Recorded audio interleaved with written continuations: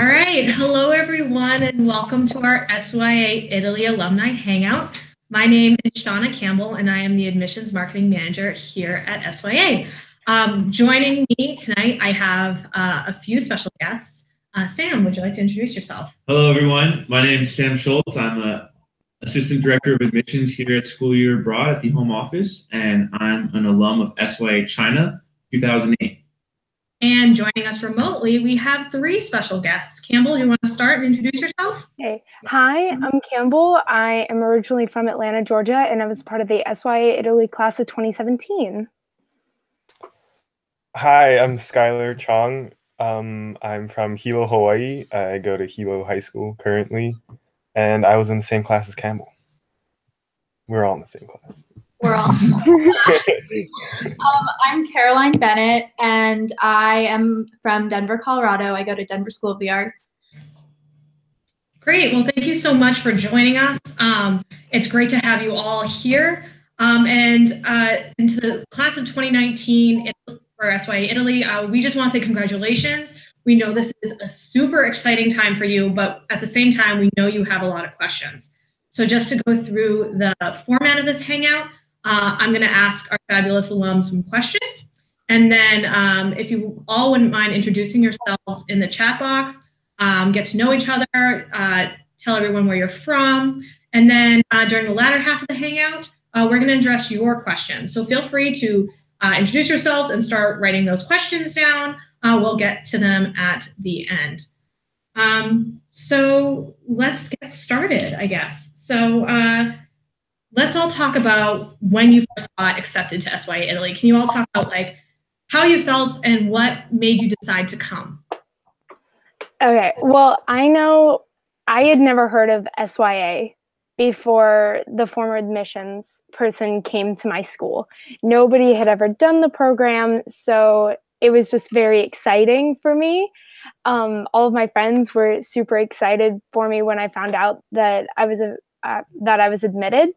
And I really just wanted to go to SYA to learn another language and to travel and see the world.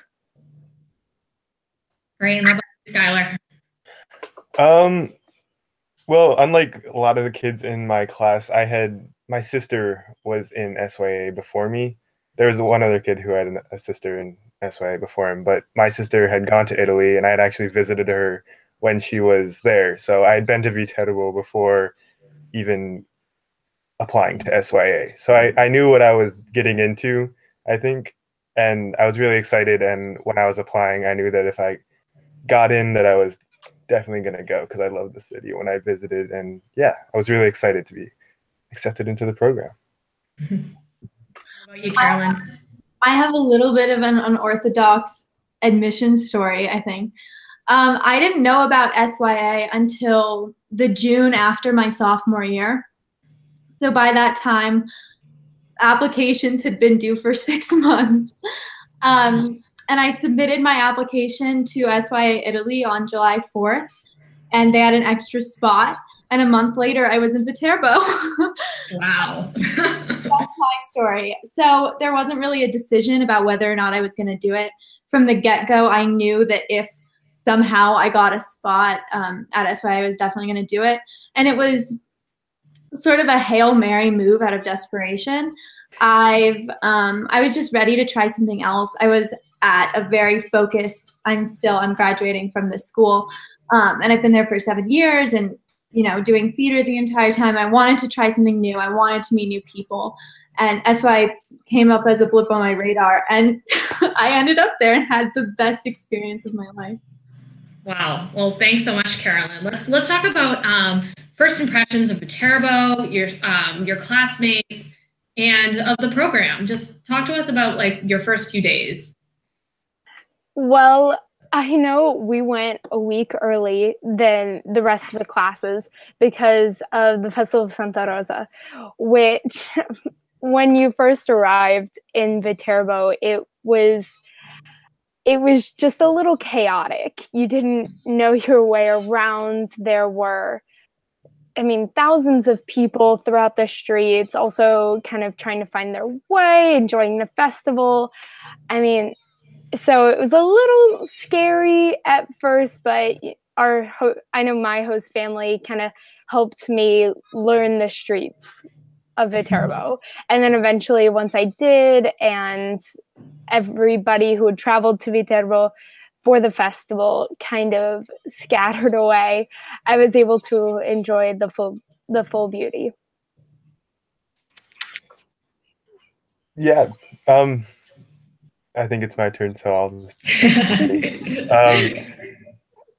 like I said, I had visited Viterbo before actually going with the class there, but visiting with your family is one thing.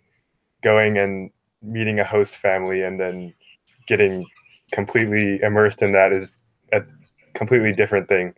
It was a little disorienting at first, kind of what Campbell was saying. You're in this completely new place. There's this language that you don't understand, and the festival that happens right when you get there is just contributes to that. There's all this stuff going on. You don't really know what to do, but as you get sort of familiar with it, the experience becomes really great, and I think that's part of the fun. I think it's my turn. Okay. Yeah, it was a very hectic couple of days. My birthday was on the second or third day we were there, so that was a little awkward. But everyone was so nice. I mean, the school is really set up for students who don't speak Italian to come in and learn Italian and to get used to a family. So it was very comfortable. It wasn't comfortable, but I felt so safe 100% of the time. My host family didn't speak English at all, which is fairly unique. And it made me learn Italian really quickly, and I'm very glad to have had that experience. But the first week was definitely absolutely a challenge. It was not easy. I sort of got there and was like, what am I doing here? What have I done? But I was homesick for a week, and I never felt homesick again because we were so busy and we were learning, and I was making new friends. And everyone was going through the same thing. So you really, built friendships, and there was this very strong sense of camaraderie from the beginning. Awesome. So let's talk about host families. And I know a couple of you already mentioned it. Tell us about your host family, who was part of your host family, and maybe a favorite memory you have of them. Okay, well, my host family, like Caroline's, did not speak English. So it did help me learn Italian a lot faster. And it also allowed me, just to have better relationships with them, because I did spend a lot more time with them trying to learn the language and communicate with them. So my host family included my host parents, and then I had two siblings, one who is a year younger than me, and one who is actually my little sister's age, or she's 14, yes. And then my host grandfather lives next door. So all of us, my favorite memory is the five of us sitting at the kitchen table playing cards. We played Uno, and we played an Italian game called Briscola. And it was I just remember us sitting there and having so much fun, and I was communicating really well. It was probably in like November, but it was just my favorite memory. How about you, Skylar? Well, my family, unlike Carol and Campbell, spoke a little bit of English, enough to get by in a conversation. My host dad was pretty good at English, but after a month or so, they said we're not going to speak English anymore. So that helped me learn Italian pretty quickly. But I had a host dad, a host mom, and then a younger brother who was 12, I think. I think he's 13 now. But yeah, he was in 8th grade. And they were great. I really had a bunch of fun with them. But my best memory that I like is my last night in staying with them before we left. I had played soccer with my brother throughout the year, and we were always causing a ruckus in the basement. But it was just the last night we were there, and we were playing soccer in the basement with this inflatable ball that he had, and it was fun, and it's something that I really enjoy remembering, thinking about. Yeah. So my host family, they weren't expecting to have a host student because I wasn't expecting to be a host student until about a month before starting the program. And they were wonderful. I was their 13th host student. It was an older couple. They were in their 60s, and they had 3 kids, but the youngest was 25, and so they were sort of living at home, sort of not living at home. They all had boyfriends and girlfriends. So sometimes I would get home and there were 9 people sitting at the dinner table, and sometimes it was just me and my host family. I felt I was not their child, and they were not. I think I had a much more tranquil host family experience because of the age difference, because they weren't really looking to raise a high school student. They were just, looking to host someone. I was pretty much just a roommate, and I loved it. And they included me in all of their family activities, but I sort of got to avoid like the hecticness of having a young family, which I experience here. I have 2 little sisters. And so it was a nice break. My host father was in agriculture, and every weekend we would go to the, we had like gardens in our backyards, and he had a garden where he worked too, or a farm, I guess.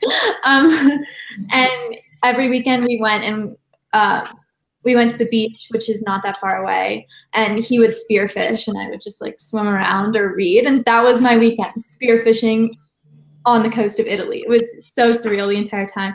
And they took me to a family wedding in the south of Italy.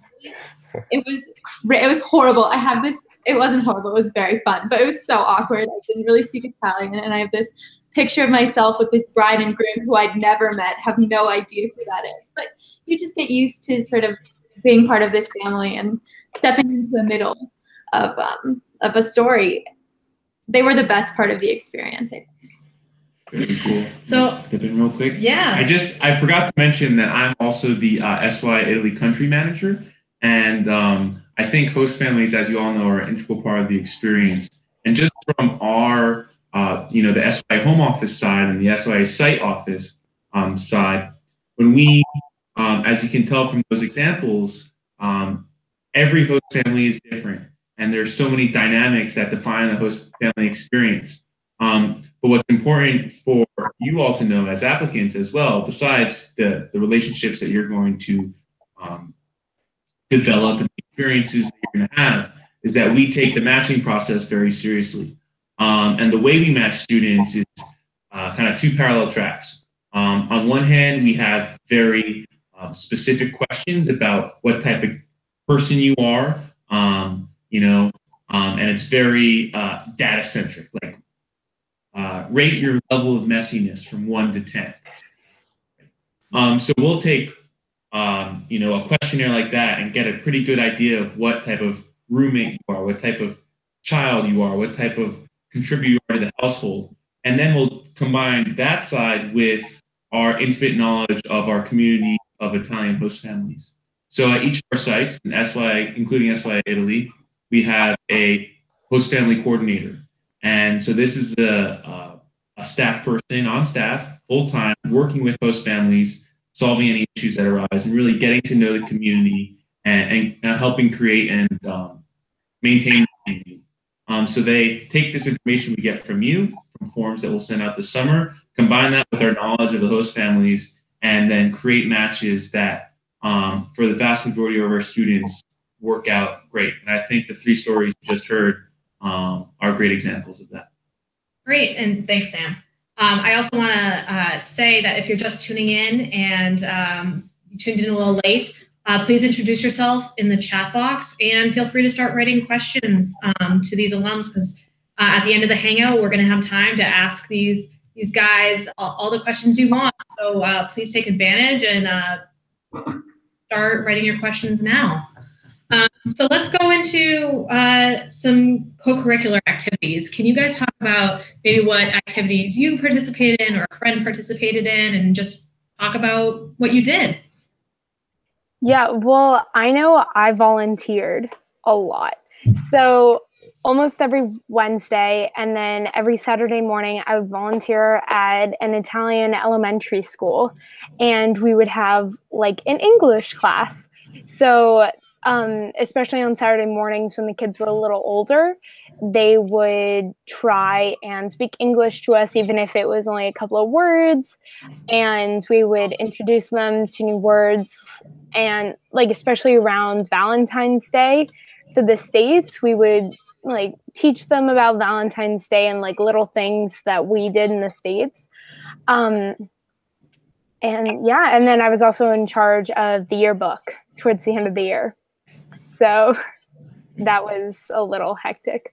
But but yeah, and then I think we were all a part of a soccer team towards the end of the year as well, which was a lot of fun.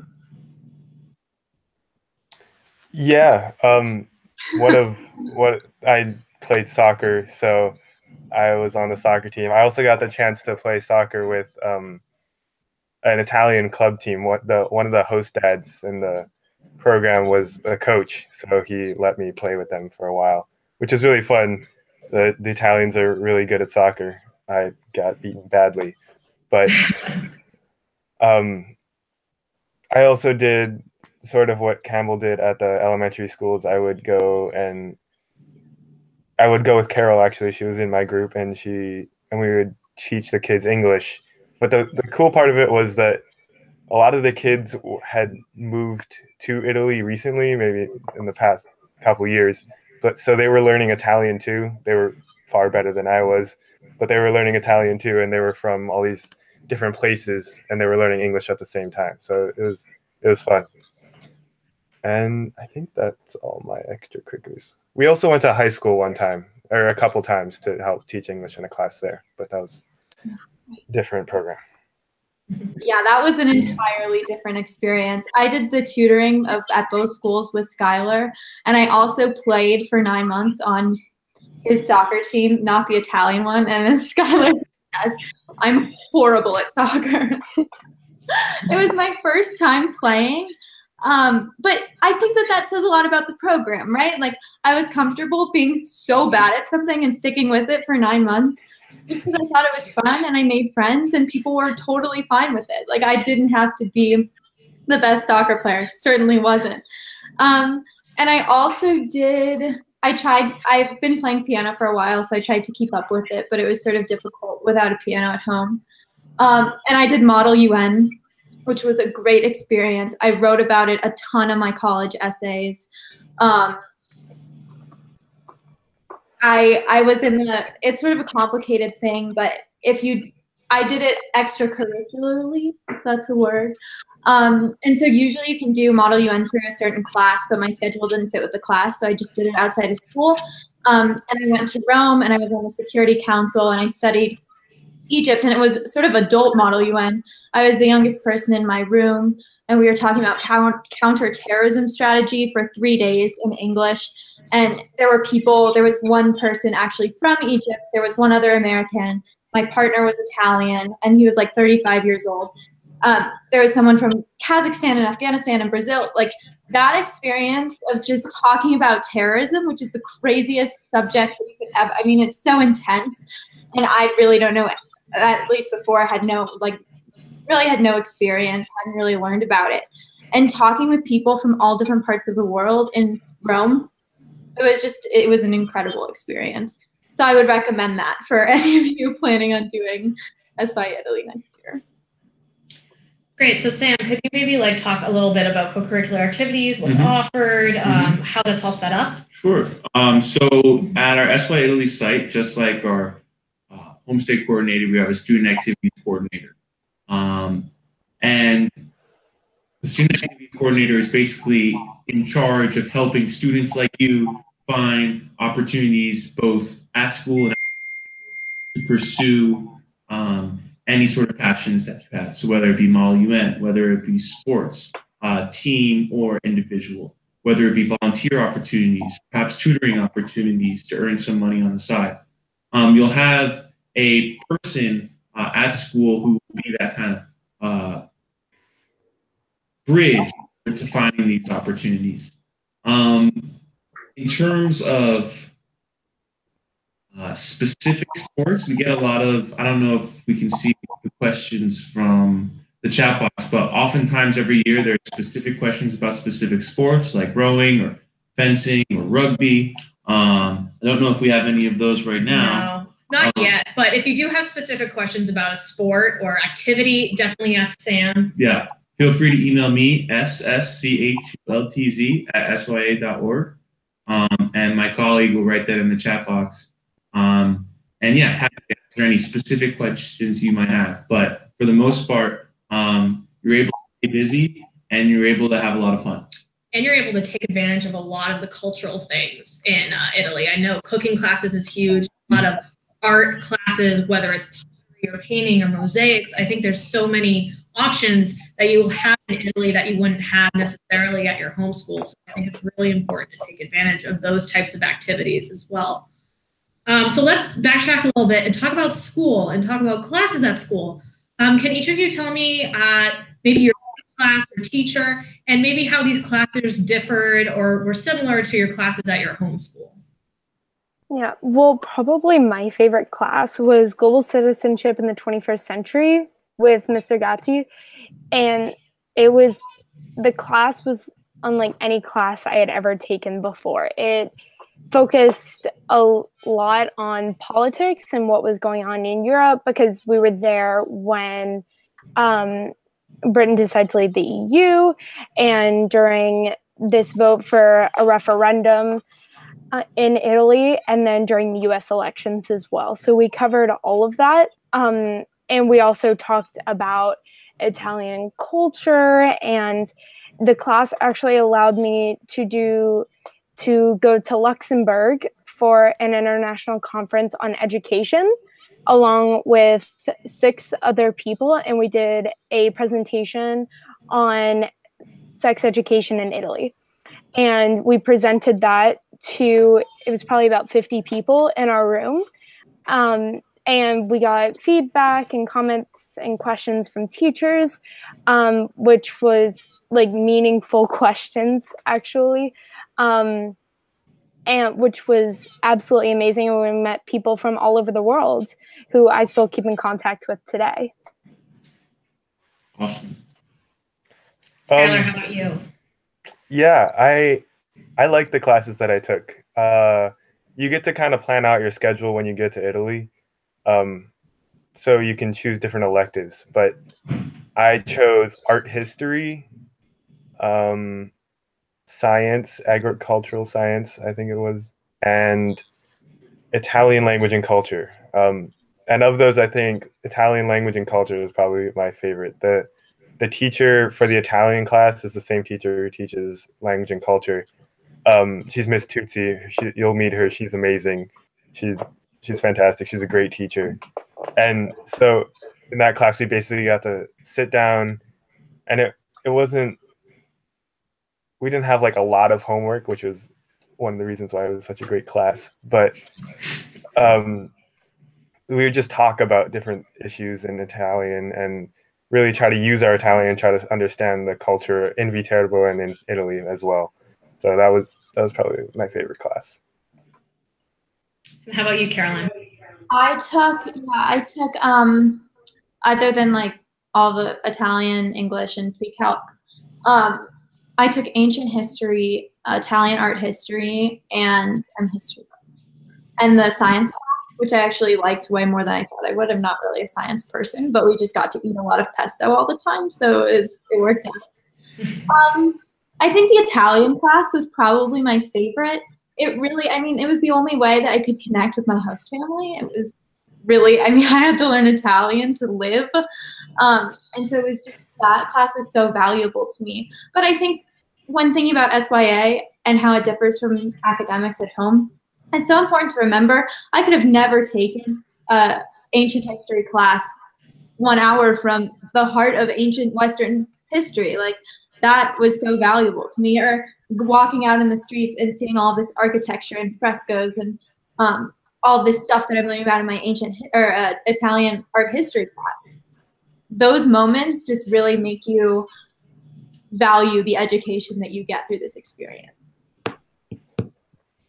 Thanks, Carolyn. So now let's move on to a lot of people's favorite topic, which is travel. Can each of you describe maybe your favorite traveling experience, whether it was in a group, like with your class, or independently? Yeah, I mean, all of the travel that we did, either with the school or independently, was amazing. With the school, we had time to kind of explore the city on our own, whether it was Bologna or Venice or Palermo. We were really able to see the city for ourselves. And when we traveled independently, we were able to do that as well, but with friends, and we weren't as restricted with a schedule. So I know in February, I took a trip with two of my really good friends, and we went to Brussels, Copenhagen, and Budapest before we headed back to Viterbo. And the entire time we were able to experience 3 different cultures, 3 different languages, and it was just absolutely amazing. Yeah, I think any travel when you're in SYA is great. To further explain what Campbell was saying, we took a trip with the class as everyone together. We took a trip to the north of Italy and then to the south. I think it's different. They change it some years, but that's what we did. And so seeing all those cities was really fun. And then independent travel, just with your friends, you can go wherever you want. So I went to Turin one time, which is a city up in the north of Italy. And then I went to Prague, actually, with Carol, and I went to St. Andrews up in Scotland to visit a friend who was going to college there. And all of them were really fun. I think the most fun was probably going to Sicily with the class, because we got to travel down and then we kind of got to tour over all the different cities in Sicily, which is really fun. Got to meet some students there, and it was great. Yeah, I went to Torino with Skylar and a couple of other friends, and then I went with Skylar to Prague later in the year, and both of those were really fun trips. But I think that my favorite was probably Sicily. And the way that SYA is set up is that it's just in general built so much on a system of trust and freedom for students. They really trust you, and you're able to sort of discover things for yourself and grow up a little, which is, I grew up a lot, I know. And so those were times where I really could do that. Even though we were on a school trip at Sicily, we had so many opportunities to go by ourselves and really are within groups of people and learn about things that we wanted to learn about or do activities that we wanted to do. And the traveling was incredible. Just in general, I love Sicily and the food. It was amazing. Thank you. So, Sam, can you maybe dive into a little bit of independent travel and what it takes to get approved for independent travel? Sure. And there have been some, just to get out in the open, there have been some changes to the independent travel policy for this year. And so there will be changes for incoming students as opposed to what our alum talked about during their year last year. With the main difference just being a focus because of safety on having independent travel within the country as opposed to going to other countries around the continent. With that being said, independent travel is a privilege. And there's a couple checkpoints you have to take off before you're allowed to take advantage of that privilege. So that's showing competence in Italian, maturity, being able to plan out a trip on your own, which is a task in itself. And then also explicitly getting permission from your host family, getting permission from your family at home in America, and running your entire itinerary past the resident director and getting his permission as well. So those are the steps that are required for independent travel. And as you heard from the examples before, once you kind of take off those checks, we're able to have a really fantastic time. Group travel, educational travel, travel as a school, just want to touch on real quick as well, because it's such an integral part of the SYA curriculum. And you're able to access some places that are really difficult to access on your own. So this year, currently the class is in Venice, I believe. They were in Verona. They went to Verona first, and then I think they broke off into groups to Venice. Yeah. So thank you for that, Sean. And there's just another example of group travel then splitting off into independent groups to go pursue maybe certain capstone projects or other interests. So can't wait for the travel that's in store for you all next year. Great. So before we turn it over to the people who are listening, their questions, do you guys have anything you want to add? Anything we missed? Maybe something, I know Sam just brought up capstone projects. You guys want to go into projects you guys did? Yeah, I mean, my capstone project focused on a city in Italy called Lucca. It's very close to Pisa and to Florence.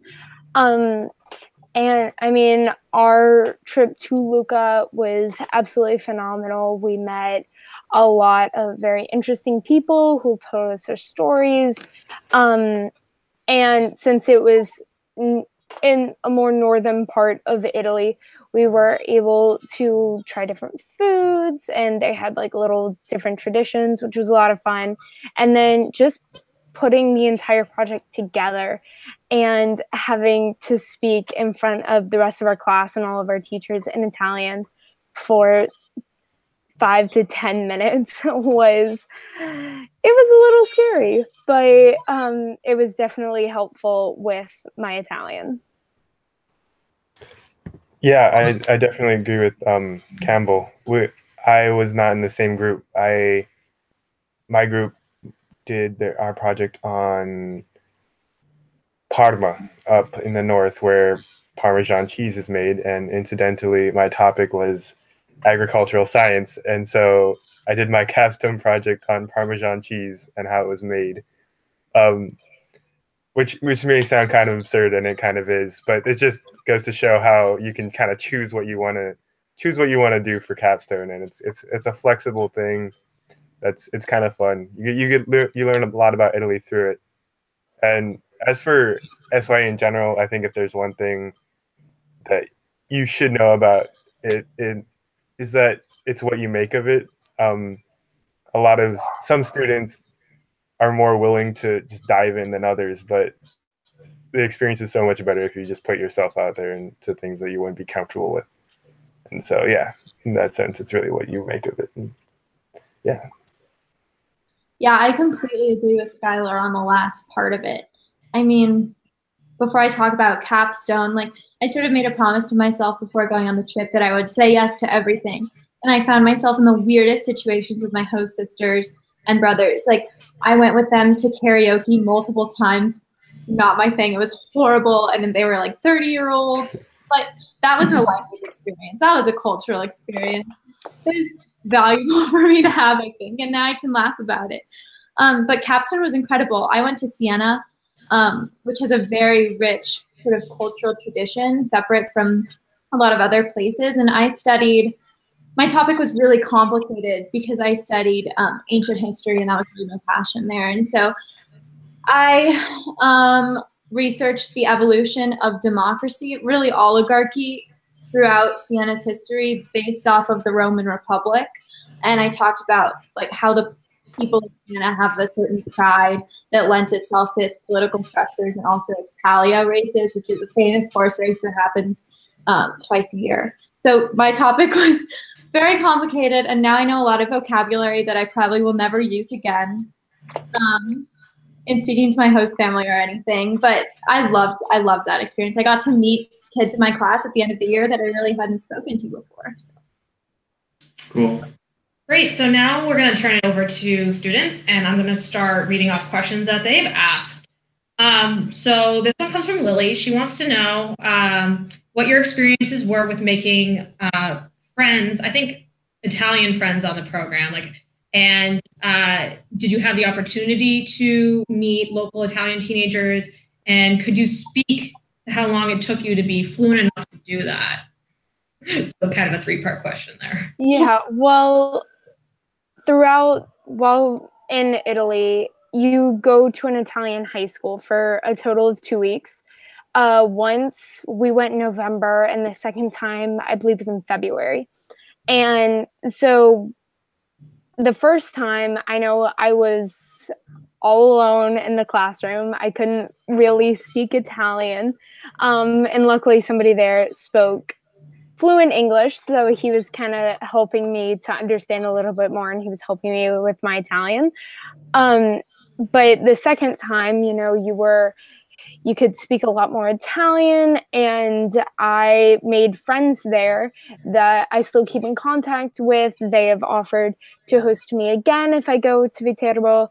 And yeah, I mean, there's also programs through SYA where the extracurriculars coordinator, Dave, he had a program called International Gemellagio, which was twice throughout the year, one first semester, one second semester. But he would bring in groups of like 10 or 15 Italian students, and then it would be between 10 and 15 American students. And all the American students had to speak in Italian, and the Italian students would speak in English. And you would compare cultures, you'd talk about politics, about what was going on in your lives, and it was phenomenal. Yeah, I think there are countless opportunities in which you will be able to meet Italian students. One of the teachers, Mr. Gatti, who teaches global citizenship, is actually a teacher at an Italian high school. So I went to one of his classes one time and helped with English class. And so it's just kind of those things where you can go and meet Italian kids. A lot of them are high school students, and you go into the class and whatnot. There are multiple extracurricular programs like that. But the one thing is that most Italian kids they're very willing to meet you. They're very eager to meet any American student just because it's sort of cool. I don't know. But so they're very willing to interact with you if you are willing to interact with them. So it's not something you should be afraid of. And also, majority of them speak English fairly well, and so it's good. And once again, it's sort of if you really want to put yourself out there and go and meet Italian kids, you can definitely do that. My experience with Italian teenagers was mostly through school. I did the International Gemellagio program, and I did the tutoring at the high school. I met some friends there, and through the first week of the week at the 2 weeks at Italian school, I was at ETs, and Skylar was there too. It was really weird. And the way it works is they give you one classroom to yourself, and this school was It was a technical school. Yeah, it was a technical school. It's a little hard to describe, but it meant that it was all boys. That was really intimidating for me to be in a classroom with, 20 Italian boys. I didn't speak Italian at the time. I would say that it took me 4 months to get fluent, or at least fluent enough to talk to high schoolers. It was also different because I didn't have an access through Italian teenagers with my host family, which that's sort of unique. Or with Italian kids in general. I went to dinner with 30-year-olds and 25-year-olds, and I went to grad ceremonies and all of that sort of thing. But if you really want to make friends, you will. You just have to put yourself out there and be okay. I think SYA in general, the whole experience is sort of a practice of failure. You're going to go out there, you're going to say the wrong words. It's always awkward, but I have some awkward stories, but you learn from that, and it's funny, and it's so part of the experience, and people are really willing to help you with your Italian in general. Great, guys. Thanks so much for that question. So let's move on to more about classes. So we have 2 questions here. How does class rigor compare to your homeschool? That's one. And were there things that you had to catch up on when you returned? Yeah, well, for me, I go to a public high school in Atlanta. So the classes at SYA were a bit harder, but the way your schedule is set up, you might have English and Italian and math 4 days a week, Monday through Thursday, and then your electives might be Monday through Wednesday or Tuesday through Thursday. And then you have at least one free period a day to where you're able to do homework, you're able to reach out to your teachers for extra assistance, etc., to make it a little bit easier on you. So I mean, the classes were a bit more difficult, but I was still able to deal with it. So that way I still had time outside of school to do extracurriculars. Yeah, I'm in the same boat with Campbell. I go to a public school here. So I think the classes were a little more difficult at SYA, but the hard part was that you were completely independent in your homework and your school life. You didn't have your parents like watching over you, making sure you did your homework and whatnot. It was all up to you, and so I really like that. I think I embrace that system well. But again, there are teachers there to help you, and they're definitely willing to help, and they really want you to succeed. So that's a good thing as well. I also go to a public school, so we are the 3 public school kids. That's pretty rare too, actually. Yeah. That's rare. I think that the classes at SYA compared to my school here were actually easier. But it just depends. It was just structured differently. The classes that I take now, pretty much all my classes are AP classes, so there's a very strict deadline for what we need to know and how that information is presented to us. In Italy, it was not that way at all. All of the curriculum is pretty fluid, which can be a good thing and a bad thing, but it meant that we could have like so many cultural experiences that went into our learning that we weren't necessarily stressed about being tested on. We went to Tarquinia as a class, for example, and studied Etruscan tombs, which I would never have had the time to study, like specific Etruscan tombs at my home school here in ancient history class. So I think it was really worth it. You know, I'm taking 3 AP classes this year, which is sort of rare for a senior because usually this is the year to take things a little easier, and I've had to do some catch up. I think that calculus was the only class that I had to catch up on. Because of capstone, we miss a month and a half or we end classes in March, I think. It might be different now, I believe. I don't think they end that early. Yeah, it's not that early this year, but you can speak about your experience. Yeah. Especially, I mean, if people watching have questions about that, the curriculum has changed a little bit. So feel free to reach out to Sam about those questions specifically. But yeah. Well, I think it depends. You should talk to your homeschool about it. It also depends on what type of student you are. You really need to advocate for yourself in general in life. That's what you should always be doing. For me, DSA, where I go to school now, it's an arts school, and so it's very focused on theater. I missed a ton junior year. I'm not going into theater, so it wasn't as big of a deal, but like junior year is the year for college auditions. I know the SAT, I had to take that. We could take it in Italy. I retook it in September of this year. So I studied the entire summer for the SAT. Totally fine, totally worth it.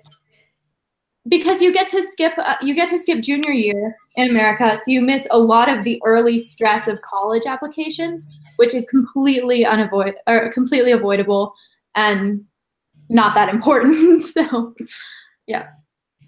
Great. So let's kind of on that vein. Isabel wants to know, how did you learn to balance time between schoolwork and time with your host family and friends? Yeah, well, like I said earlier, you do have free periods within your schedule that you can do homework, which made it a lot easier for me. And so if I didn't finish my homework, I'd go right after school to a cafe. I'd work on my homework with my friends. And then my host dad would always pick me up around the same time he would have to pick my oldest host sister up, which was between like 6 and 7. So we would do that. And then I would just hang out with my host family at night. We'd have dinner, we'd play cards. And so it was a good balance. Also, on Saturdays, Italians do have school in the mornings.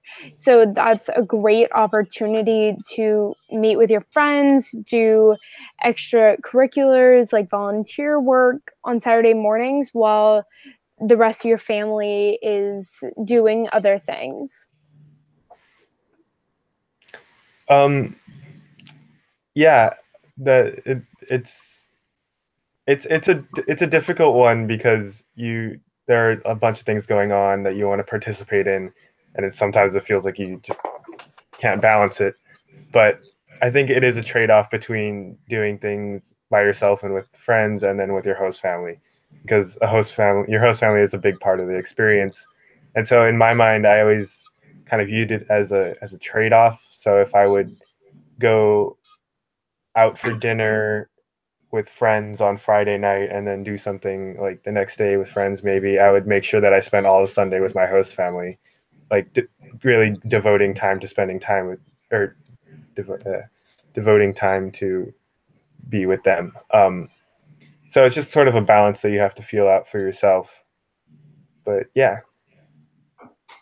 The school is also set up so that like for me, I had a lot less homework last year than I've ever had before. And I don't think that that was a problem because all the time I wasn't doing homework, I was learning through cultural experiences, through practicing Italian with my host family. The school is really set up to do that. I mean, all of my classes were basically hanging out with your family, speaking Italian. You could get extra credits for in our Italian class for going on a date with an Italian. Like, I mean, all of the stuff, the program is set up for you to have cultural experiences. They don't want you in a hole doing homework. That's not the point of the program. You could do that anywhere. And so, I mean, as Campbell and Skylar said, it's balancing, but the school really works with you. Yeah. Thanks, Carolyn. And I want to add on here too. Vanessa kind of wanted to ask, like, how would you guys rate your ability to keep in contact with friends and family back home? And I'd like to add that, I mean, you can always keep in touch with friends and family from back home. We have the internet nowadays, so it's really about how much you want to. But I would suggest while you're in Italy, try to be in the moment and try to like take advantage of all the opportunities you have there. You can always talk to your friends and family, but I think it's good to like have a good balance. So do you guys want to add anything to that? Yeah, I mean, it definitely is a balance between your Italy and your host family and your friends in Italy versus your your homeschool and your friends back in the States. And so for me, especially with the time difference, the easiest way is if I was going to bed at 10, I would spend half an hour to an hour like just texting my friends on WhatsApp, or I would FaceTime with them right after because they would be getting out of school when I was going to bed. So I used that time when my host family was also going to sleep in order to keep in contact with them. But the most important part is that while you're at school and you're within the city, you're hanging out with your Italian friends, it's more important to be in the moment rather than looking back at the US. Yeah. Yeah. Do you guys have anything else to add? But I think we can move on from that question. Yeah, no. Go. I would just say really quick that like I left a really big community at school and I stayed in touch with maybe 5 friends. And by stayed in touch, I talked with them maybe once a month, maybe once every other month. And when I got back, nothing had changed. All of my friends welcomed me as if I hadn't gone, because the thing is, you're busy doing your junior year in Italy. They're busy doing their junior years wherever you are. It was so easy to come back to friends. Nothing changed. Great. Yeah. Skylar, you all set, or should we? Yeah, no, I'm good. I think. Okay. I just wanted to check. Didn't want to leave you out. So here's a fun question. What are the lunch options during school? Well, okay. So SYA Italy is an open campus. but they give you a meal card for the university cafeteria, which is up the street. And they have just about everything.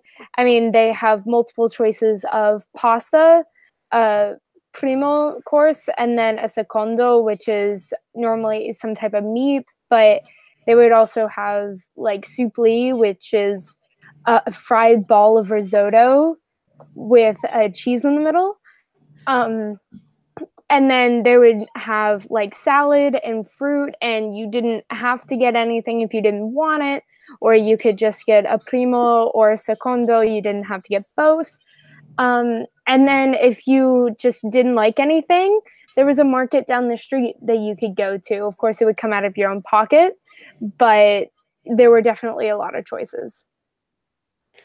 Yeah, I think the Mensa food, the cafeteria food, was far better than the cafeteria food at my school here. The food is it's good. It's not amazing. It's not restaurant, like you're not sitting down at a restaurant, but it is very good food. It's pasta every day. There's always pasta for the first course, at least one kind of pasta. I think one of my friends from home at some point asked me if I'd eaten pasta or pizza every day.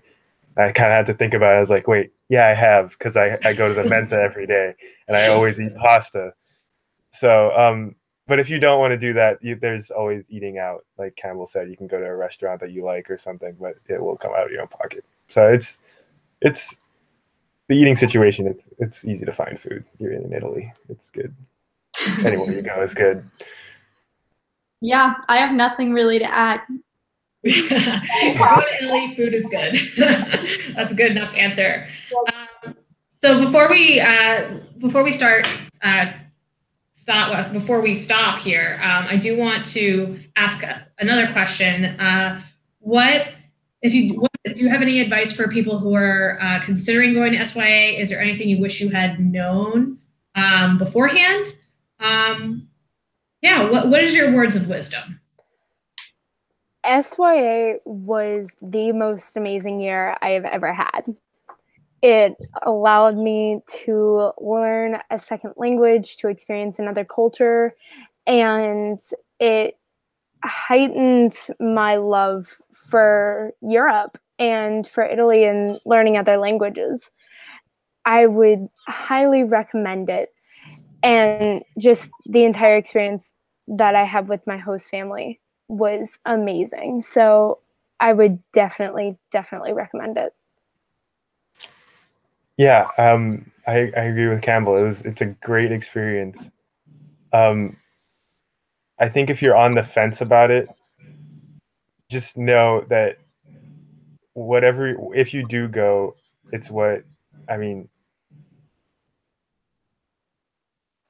it'll be a great experience.